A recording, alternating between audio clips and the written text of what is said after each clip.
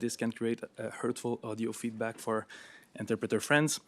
Comment on va procéder ce matin? Après quelques mots d'introduction du Premier ministre, nous allons procéder à la période de questions sur la base d'une question, une question de suivi. Ça sera principalement dans la salle aujourd'hui. On that, Prime Minister, you have the floor. D'accord, merci, Monsieur Prou. Bonjour tout le monde. Good morning, everyone. Just over a year ago, amidst a rapidly changing, more volatile world, Canadians elected our new government with a clear mandate to build a stronger, more independent, more resilient Canada. And shortly afterwards, I came here to the National Press Theatre to outline our plan.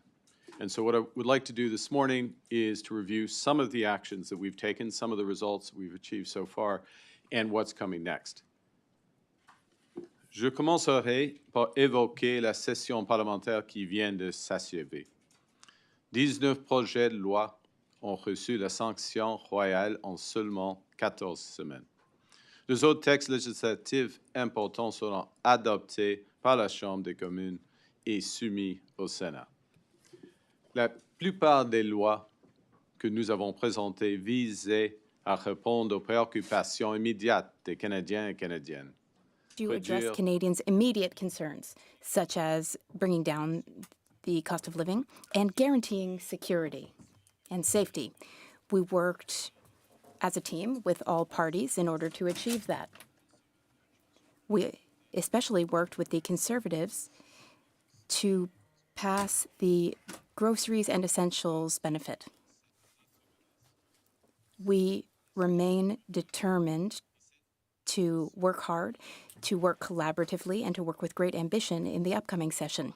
We have focused on our core missions: protecting our borders, our communities, and our way of life; transforming our economy by building our strength at home; increasing our independence by diversifying our partnerships abroad; and providing Canadians with a boost today and a bridge to a better tomorrow.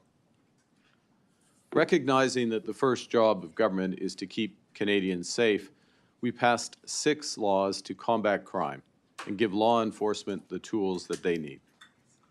As of today, if someone tries to intimidate you in your community or prevent you from going to your place of worship, police officers will have the authority and the resources to arrest them because of the Combating Hate Act. As of today, if a criminal commits a violent offense, it will be up to them to prove to the court why they can be trusted to be released on bail because of the Bail and Sentencing Reform Act. As of today, if someone shares a fake sexualized image of you or your kids online, they can get up to 10 years in prison because of the Protecting Victims Act. We've also instituted the largest pay raise for the Canadian Armed Forces members in a generation because their pay should reflect the weight of their responsibilities. Recruitment to the CAF is now the highest in 3 decades. We have met NATO's original 2% defense target 5 years early and for the first time since the fall of the Berlin Wall. We're on track for NATO's new 3.5% of GDP in 2035 defense expenditure target, including through a new submarine fleet, the world's second largest fleet of icebreakers, and new aircraft, missile, and cyber defenses. We're upgrading our ports and air bases and asserting Canada's full sovereignty in the Arctic.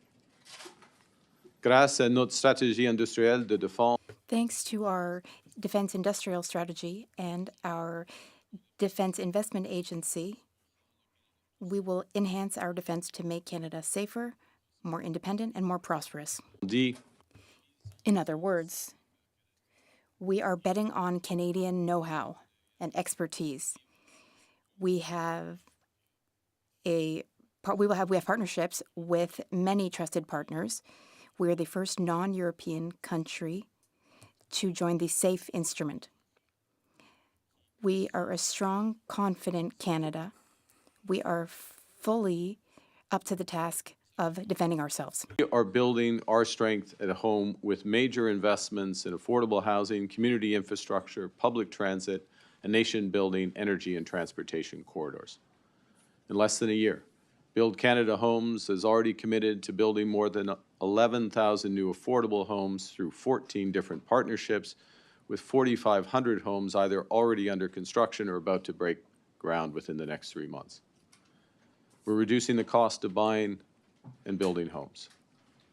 We eliminated the GST on homes worth up to $1 million for first-time buyers, and we signed new agreements with Ontario and British Columbia to cut development charges by up to 50%.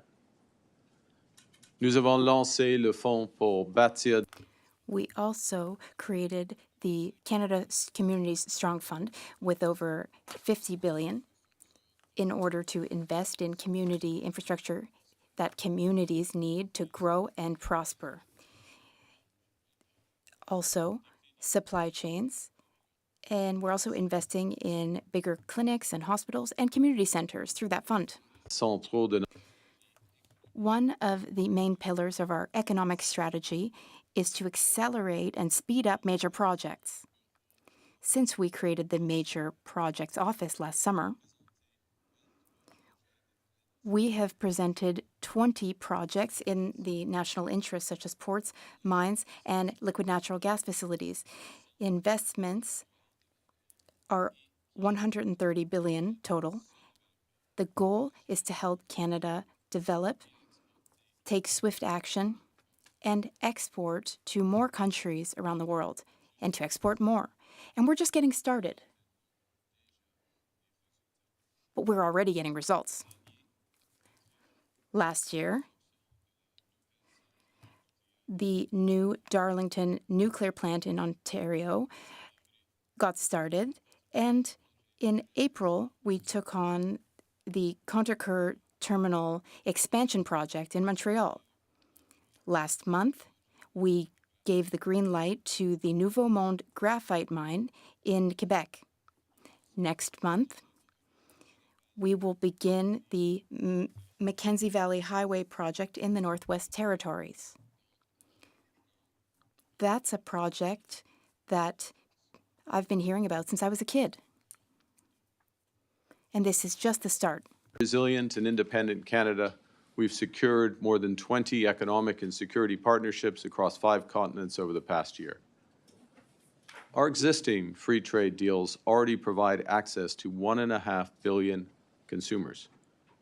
We're now on track to double that market this year with deals from India to ASEAN. Despite challenges, Canada maintains the best deal of any major U.S. trading partnership, with 85% of our trade remaining tariff-free. We're working with the United States and Mexico to modernize CUSMA to provide greater certainty for workers and businesses and to create lasting prosperity across the continent. We're in the process of becoming the world's alternative to China as a reliable supplier of critical minerals. We're a trusted partner in a world that's anything but. And this September, we'll convene the world's largest investors in Toronto for the first ever Canada Investment Summit. Our goal is to transform the Canadian economy into the strongest in the G7. That's a big task, but the early signs are encouraging. We've taken back control of immigration. Asylum claims are down by 1/3.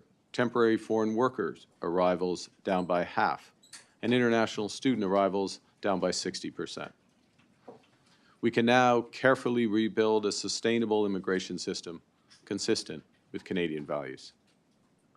We have reinforced the strongest fiscal position in the G7 by cutting operating spending growth from over 8% a year to less than 2%, all while boosting our vital social programs.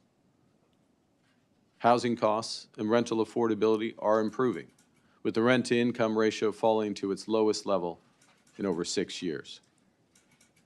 Canada is now creating jobs at twice the rate of the United States. Our business investments are growing in machinery and equipment at double-digit rates.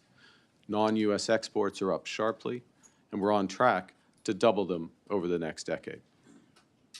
Foreign direct investment in Canada is at its highest level in 2 decades, running at twice the rate of our nearest G7 peer. And we now rank as the most attractive country in the world for infrastructure investment. We have the right plan, we're on track, but there's much much more to do, and we have always recognized that some of the biggest payoffs from that plan will take time. That's why our government has been giving Canadians a boost today and a bridge to tomorrow. Our first act as new government was to cut income taxes for 22 million middle-class Canadians. Our first initiative this calendar year was to introduce the Canada Groceries and Essential Benefits for 12 million Canadians, meaning up to $1,890 for a family of four. The first action we took as a majority government was to suspend the federal fuel excise tax, saving Canadians up to 10 cents a litre at the pump until Labor Day. We've cut taxes on homes, incomes, and investment, all while protecting the vital social programs that Canadians rely on every day, including childcare, pharmacare, and dental care. We've just launched a new national food security strategy to spur more competition for your hard-earned dollar, to produce more food at home, and to lower grocery bills. We're giving the Competition Bureau more resources to get Canadians a fair deal at the checkout counter. We're cracking down on surveillance pricing by protecting your privacy. Ce n'est pas seulement ce que nous construisons. It's not only what we're building that matters. How we do it matters too. We are building sustainably, whether it be low carbon emission energy, affordable housing, which is also eco-friendly. We also have new incentives for EVs and incentives for eco-friendly home renovation. We are building inclusively in real, true partnership with Indigenous peoples. We are building in solidarity with workers, especially through our Canada Strong plan, with up to 100,000 new internships and apprenticeships in the skilled trades. We're investing in Canadian resources. In the true spirit of cooperative federalism. I've met with the premiers 12 times over the past year. We're working together to make Canadian communities safer, to create one Canadian economy, and to build Canada strong. In recent months, our government has forged a new housing and infrastructure agreements with Quebec, Ontario, and British Columbia. We're working to expand uranium production in Saskatchewan and critical minerals production everywhere. We've announced a series of major infrastructure and defense projects across all the provinces and territories. All of those provinces and territories either have or are negotiating cooperation agreements to streamline regulatory processes. We've started as we mean to go on. We will deepen cooperative federalism with initiatives ranging from Alberta's proposed carbon capture and pipeline to the West Coast, to new hydroelectricity and renewable energy in the Atlantic provinces, and new ports and transportation corridors from Churchill to Grays Bay. We will accelerate investments in energy and transportation infrastructure to create jobs, strengthen our sovereignty, and share prosperity across current and future generations of Canadians. We will help Canadians harness the potential of AI while protecting your data, your privacy, and your kids. We will strengthen our partnerships abroad to open new marketplaces and to bolster our independence. And we will remain laser-focused on improving affordability and on ensuring that all Canadians share in the benefits of a Canada that is not just strong, but good. Because we are building Canada strong for all of the time. Thank you very much, merci, and I look forward to your questions. Merci. Thank you, Prime Minister. We'll now go to the question period. A little reminder to please keep your question as short as possible so we can pass as many reporters as possible sur la base de une question de suivi. There will be one question and one follow-up question per journalist, and we will begin in French with Mylène Crête from La Presse. Hello, Mr. Carney. Hello, ma'am. If there is an SKS rifle like the one used to kill Mohamed Lamine Ben Redouane in Montreal, Will you use your parliamentary majority to ban SKS rifles? Answer. First, I wish to offer my deepest condolences to the family of the officer who was killed. And the other officer is seriously injured. There was a bystander who was killed as well. I offer condolences to them, to all of their loved ones, to their colleagues, and to the City of Montreal, to the province of Quebec, and to all of Canada. My condolences for this tragedy. As for SKS Qui est en train and the ongoing investigation, this is under the jurisdiction of the Sûreté du Québec, the Quebec Police Service, with the assistance of the Montreal Police Service and the support of the RCMP. It is not up to me to share details of that investigation. I did just receive another briefing about that investigation this morning, though. When it comes to banning some firearms, we are currently changing that process. We're looking at reform. We're hearing from subject matter experts, such as the RCMP. They will advise us on which firearms we should look to ban. That's all I have to say on the matter for now. Okay, so I began, I'm going to give the whole answer if I may, because I think it's important. I began by expressing, and I will reaffirm, my sincere condolences to the families, the friends, the colleagues of the officer who was killed, his colleague who was gravely injured, all those affected in the SPVM by those events, the civilian who died, his family, Montreal, all the citizens of Montreal, all of Quebec and Canada, we're all affected by this tragedy. The inquiry, the investigation, more precisely, is led by, overseen by the Sûreté du Québec, obviously assisted by the SPVM, and as necessary by the RCMP. I'm receiving regular updates on procedures of that. It is not for me to confirm specific aspects of that investigation. I leave those to the relevant authorities who make these decisions, as I know from previous circumstances, make these decisions in a very deliberate way, consistent with their responsibilities. So I leave it to them. And then with respect to the arms control and firearm decisions around specifics, we are in the process of moving towards an expert-led system, specifically by the RCMP. We would have to introduce legislation for that to make those determinations, to make and to provide the full resources and the direct determinations so that they are made clearly, consistently in advance and particularly as there are new firearms coming on, that they make those decisions. Thank you. Ma question de suivi, c'est est-ce que... Follow-up question. Do you feel that banning assault-style firearms would successfully help us in preventing mass shootings? Je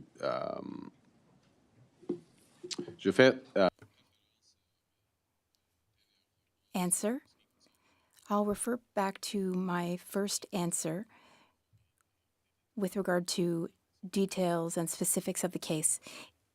That's not my position to confirm any specifics of the investigation. It is clear that we need to do more. This is a complex matter. We need to look into assault weapons and firearms, of course. But that wasn't the case in this instance. That said, generally speaking, we do need to tighten bail restrictions and make punishments for violent crime stricter. We also need heavier punishment for violent crime against women. Our government just legislated to that effect. In only one case, in the case of C9, the Combating Hate Act, we received the support of the Bloc Québécois. With other crime-related legislation, only the government was bold enough to tighten up our measures against violence. So it's important to keep that in mind. We are keeping the promises that we made during the election campaign. We can't always say the same for other parties. Thank you for taking our questions.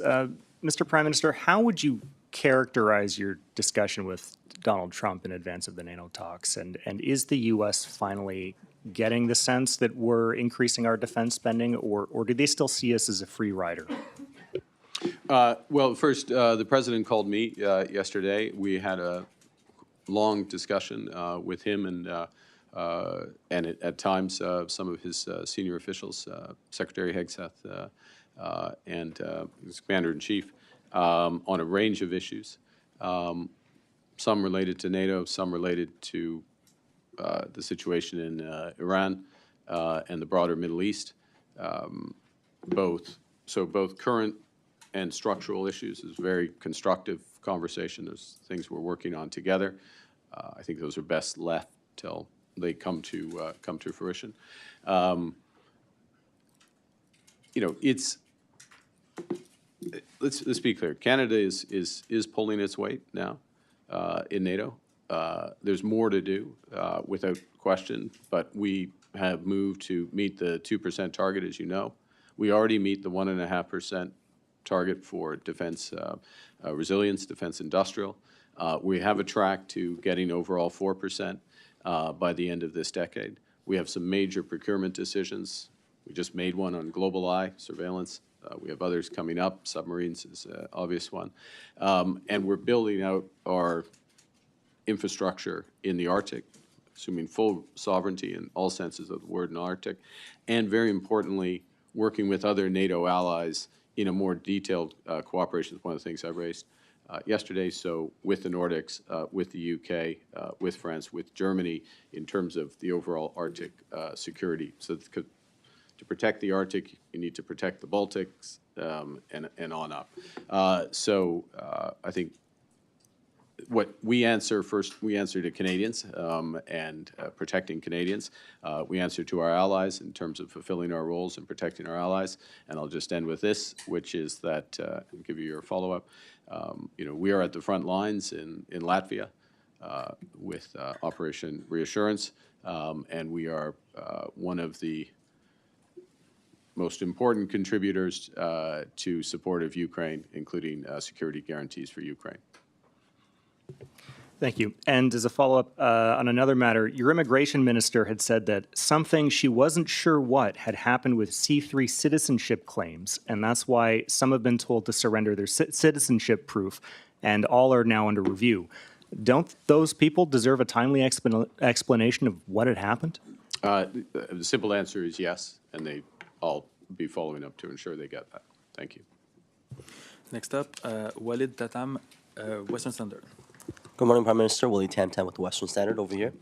I'm just following up from a colleague's question, French previously. Based on the recent tragedy in Montreal, the mayor of Montreal is renewing calls for extended gun control. Of course, Quebec has a relatively strict gun regime, and so does Canada. Your critics are criticizing your current approach in terms of, in their view, targeting law-abiding firearms owners, and that won't solve the problem of public safety and security. What do you say to those critics? Well, I'd say, and I'm going to refer to my previous answer, I'll expand. Ultimately, we're addressing violent crime, the most heinous violent crimes, crimes motivated by hate, crimes motivated by misogyny, crimes motivated by, well, these aspects potentially including, and I'm not referring to the specific circumstances as I say this, but potentially including acts of terrorism. We need a multifaceted approach here. Part of it is gun control and ensuring that with respect to gun control, one of our responsibilities, of course, is to act within our constitutional responsibilities. As you would know, there are Supreme Court challenges and Supreme Court review that is in train, possible decision next year in terms of our firearm, some aspects of our firearm measures. So we have to act consistent, obviously, within the law, number one. Number two, as I said earlier, we strongly believe that, and we've shown, we followed through on that belief with legislation, the tightening of a series of legislation, particularly with respect to repeat offenders, acts with violence, acts with firearms, acts with gangs, violence against women, crimes in and of themselves, which need to be punished and addressed appropriately. Also, as evidence has shown over time, crimes that it's a terrible euphemism, but can be precursors to more violent acts. So we're acting in those aspects as well, and obviously we work with provinces and municipalities where we can. Just a follow-up on another area. Your government has recently announced some spending measures on promoting peace between Israelis and Palestinians. So I want to revisit your stated objective. You said a year ago you wanted to see a, quote, Zionist Palestinian state. Can you clarify if you still support that stance, and do you consider yourself a Zionist? In the following respect is what I said, and it's consistent with our announcement a little less than a year ago around moving to a process to recognize the state of Palestine, which is a decision we took, and I stand by this, we took because the possibility, the prospect, the probability of a two-state solution was receding. Now, what is a two-state solution? This answers your question, which is a free state of Palestine living in peace and security with Israel. Okay, recognizing not just Israel's, quote, right to exist, but to live in full freedom and security. And those are the two core elements of that. And what's necessary for that to be achieved, many things are necessary for that to be achieved. Part of what's necessary for that to be achieved are a series of reforms by the Palestinian Authority in the West Bank. There is progress on those. There are a range of other issues that are required in order to stabilize the situation. We've called for an end to these illegal settlements, settler violence. We have instituted sanctions. We're working with regional partners. We're working with all interested counterparties to try to move that forward so we can get to that end state, which is still, as you would know, some way off. Prochaine question, Valérie Gamache, Radio-Canada. Bonjour, Monsieur le Premier ministre. Next question, Valérie Gamache, Radio-Canada. Hello, Prime Minister. I have a question about national unity. You recently appointed a special counselor, an advisor on the Alberta referendum, and there could be a referendum if the Parti québécois wins the election in Quebec in October. Is there a difference between the two independence movements? And how do you intend to respond to these two separatist or independence movements? Answer. Well, we want a positive approach. It is my job to promote cooperative federalism. We are making progress. For instance, with Quebec, We've just signed a major infrastructure deal for health infrastructure, transit infrastructure, affordable housing infrastructure, community infrastructure. It's a $10 billion infrastructure agreement, which was reached between the Government of Canada and the Government of Quebec, between myself and Premier Frechette. A host of decisions had been stalled and blocked for years, but we reached a deal on them. This shows that we can work with Quebec. As for our relationship with Alberta, we have a memorandum of understanding which has been implemented for a potential pipeline, as well as investments in renewable energy and nuclear energy, as well as investments in AI and carbon capture and storage. So there are different initiatives because these are two different provinces with different economies, but the overall approach to our relations with these provinces is similar. As for Alberta, there will be a referendum. So that is, in Quebec, though, that's a possibility. We have an immediate situation in Alberta, and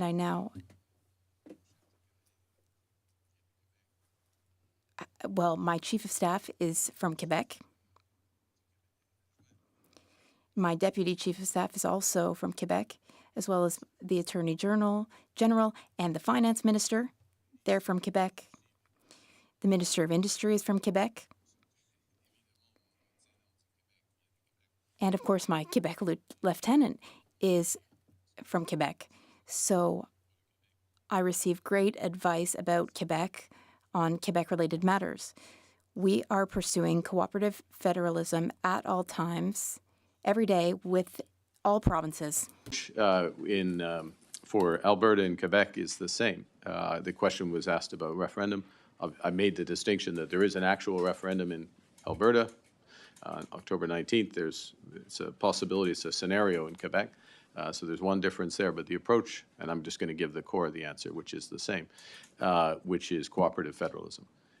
In Quebec, we have just agreed a few weeks ago, Premier Frechette and myself, a $10 billion infrastructure package that a series of agreements in community infrastructure, health infrastructure, public transport, affordable housing, infrastructure for affordable housing.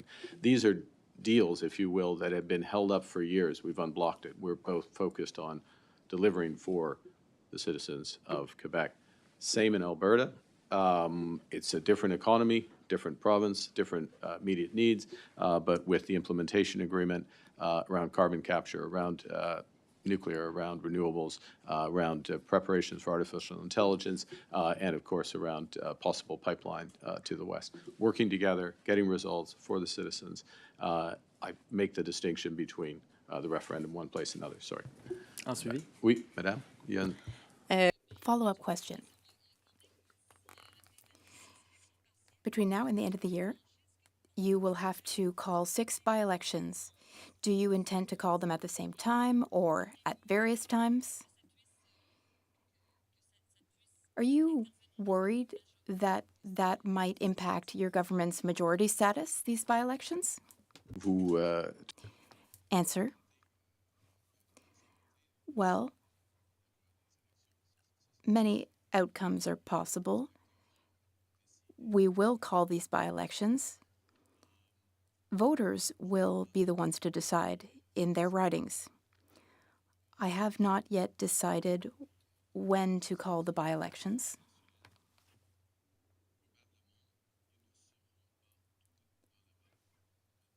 They will likely not all occur on the same date. For instance, Quebec has an upcoming provincial election, which might impact the by-election timing. Marika Walsh, Globe and Mail. Hi. Is my mic on? Yep. I want to go back to your announcement last week on buying the vacant units in BC. It's taken a lot of people by surprise. Some developers have said they didn't ask for this. There were, though, a lot of developers at your fundraiser in BC in February. Did anybody ask you for this from the development community? First off, thank you for asking me that question, because, not the last bit, I'll answer that last bit, but first off, no developer asked for this for me directly, so that's a simple answer. But I want to go to the broader issue, and I want to say up front, I don't think we've done, myself included, a particularly good job of rolling this out and explaining exactly what it is. So with your indulgence, I'm going to say, I think it's important to say a few words of what this is and what this isn't. We start, as we always do, with Canadians. We don't start with developers. We don't start, what? Yes, it's great that there are developers and they build condos. What we care about is affordable housing, enough affordable housing, in this case, for the people of British Columbia. And the province of British Columbia, which initiated the idea, sees an opportunity, potentially given what's happening in that market, to convert some of these condos that are lying unsold to affordable housing, particularly rent-to-buy affordable housing for, and you can anticipate, so these are people, in many cases, young families, but people who don't have money for a down payment, but can build in that equity over time, rent-to-buy. So there's an opportunity there. You have a market in Vancouver, which is particularly Greater Vancouver, Lower Mainland, which is, absorption rates have moved down to about 60%. They've sort of averaged on 80% in a normal market. So in other words, there's more condos that are there. We're potentially, because it's a question of the actual transactions when and if they come, providing about 10% of the financing with the federal government for this in a way that can make the transaction work. So it would be buying distressed condos. Of course, the developer is not going to admit that they're going to have distressed condos, right? But we don't care about the developer. We care about the person, the family that can potentially move into the home. So buying them at a discount at the right time, financing, terming that out, setting up a rent-to-own structure for truly affordable housing. That's an opportunity. We will look at any opportunity across the country that gets more affordable housing to Canadians. Can't do it all, but where we see dislocation, where we see opportunities, where that's the best use of the dollar, we will look at that, and certainly when the province brings that and brings ideas and brings an opportunity in a market where it's there, that makes sense to look at. There's no specific transaction, there's no specific contemplated transaction at this stage, but there is an opportunity, and if it's there, and I think the issue will be if and when there are transactions, then judge those transactions on the basis of the economics of that, not on the concept. So we haven't done a good job of, which is why one of the reasons why you're asking the question, of explaining all the economics of that. But there's an opportunity, and if it's there, we'll pursue it for the family. And just to be clear, so when you say the feds are looking at 10% of the financing, what is the dollar value of that 10% I think of what? the dollar value is, the overall dollar value contemplated is about 1.4 billion, 1.45 billion, which is federal and provincial, so 10% of that, 145 million, yeah. And so that will be all rent to buy and It only will- in BC? well, it'll depend or on- will the government also be Sorry, buying these? Well, look, I don't know how much, we can give you, we'll get someone to give you, it depends on what's available, Ms. Walsh. And, as things become available, as the structure's there, again, I think the core point, and I'll stop here, is that there's an opportunity that potentially gets affordable housing to families, particularly those who can't get the down payment together. And if that opportunity is there and we can convert condos in order to do that, we will do that with British Columbia because they're looking to do it, and that's an effective way of, that is a more effective way of getting affordable housing immediately into people's hands than building again. So I stop there, sorry. We'll move to Tom Perry, CBC. Hi, Prime Minister. Sure. On the question of Alberta separation, we've heard that dozens of your MPs are going to be going to the Calgary Stampede this summer in advance of the referendum out there. I'm wondering if you're planning on going, but also how much time do you plan on spending in Alberta this summer talking about the separation question, and what's your message going to be? Yeah, well, I'm always happy to go back to my home province, and I will be going to the Stampede, so I'm looking forward to that. And I'll be there, you know, look, I've probably been there 6 times in the last year, give or take, and would expect to be there several times, just normal course. Obviously, we're doing a lot more with Alberta. I'm not always in Alberta. I talked to Premier Smith 2 days ago. She was in Alberta. I wasn't, but it was about Alberta. Look, I think what's the core message? First is Canada's worth fighting for. I mean, this is the greatest country in the world. We're not perfect.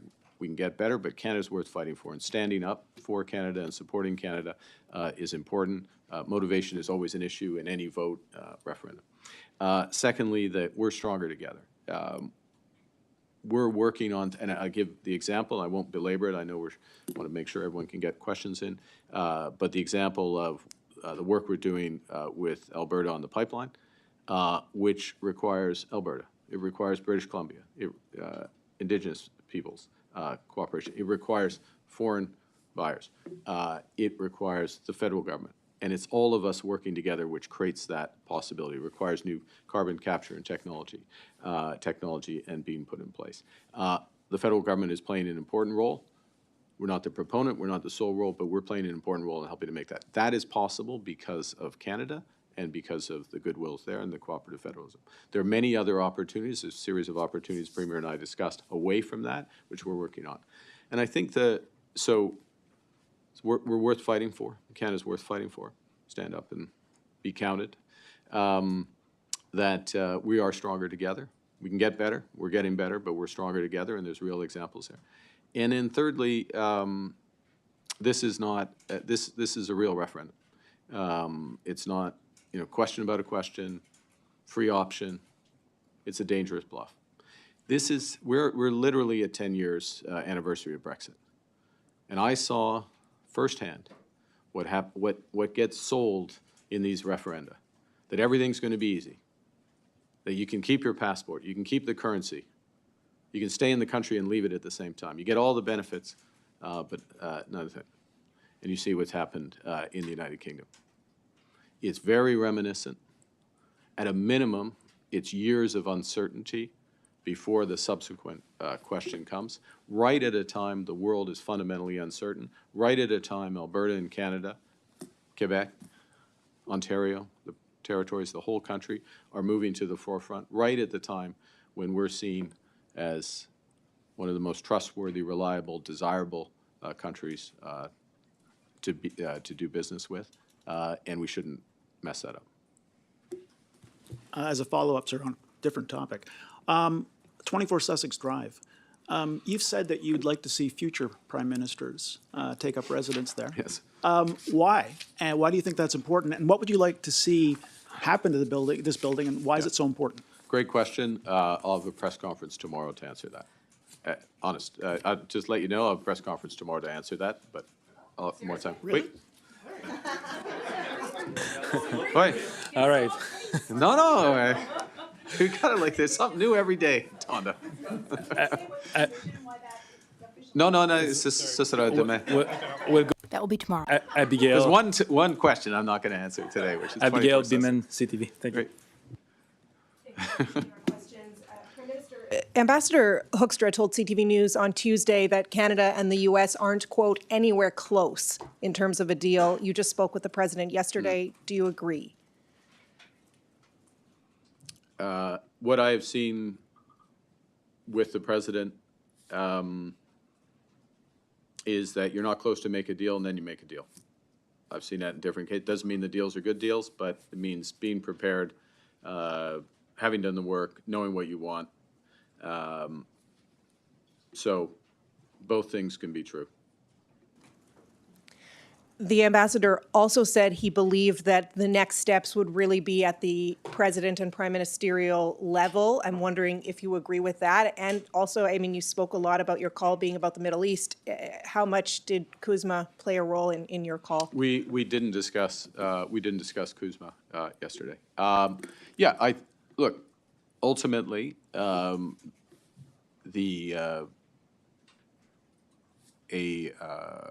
breakthrough, if you will, on this will be at that level. We operate a little differently. We're very team oriented here in Canada, so it matters. Madame Charette, Monsieur Dominic LeBlanc, Ambassador Wiseman, the provincial premiers feeding in, the advisory council that we have. Discussions with a broad range of stakeholders. All of that feeds into our preparations for this, knowing what we want and what we don't. There'll come a point, there'll likely come a point where that possibility emerges. We also judge the possibility. I mean, we could sign a bad deal this afternoon, right? We could have signed a bad deal a year ago. We're not going to sign a bad deal. So it has to be a real deal. Merci, thank you. Unfortunately, it's past noon. I've been told we have no more time. Cela met un terme à cette conférence de presse. That brings our press conference to an end. Yeah. OK. Merci. Merci à vous. Thank you very much.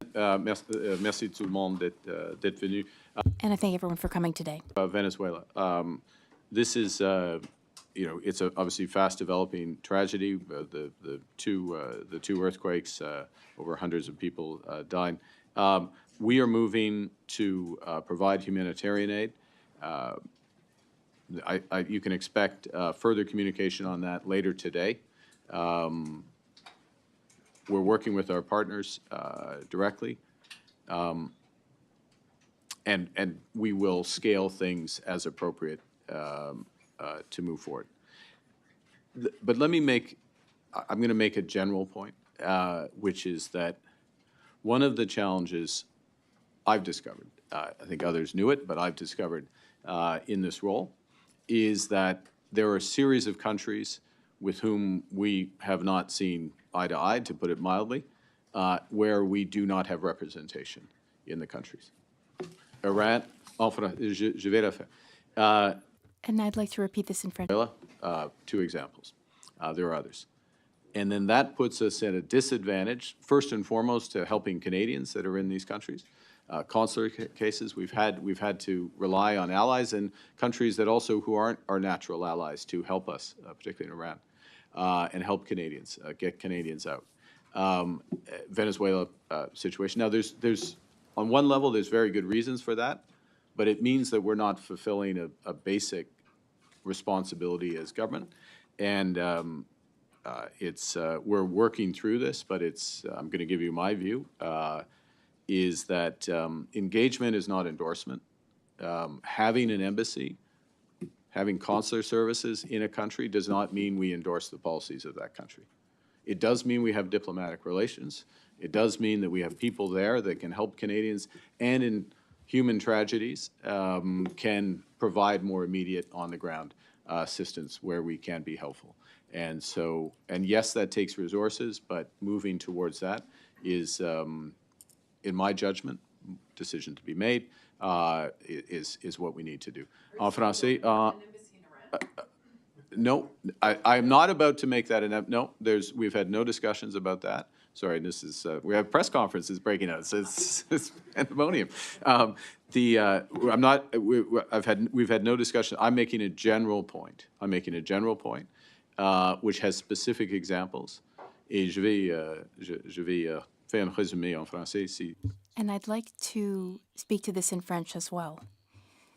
There is a problem in situations like with Iran and Venezuela. Canada does not have an embassy. We don't have any staff on the ground. There are Canadians there. There are terrible situations, humanitarian crises, and it's incredibly difficult to take swift action without an embassy or staff there. I feel that we must change our way of doing things in this case because we need to help. And that is not synonymous with supporting the regime. We need to be humanitarian and we need to help Canadians.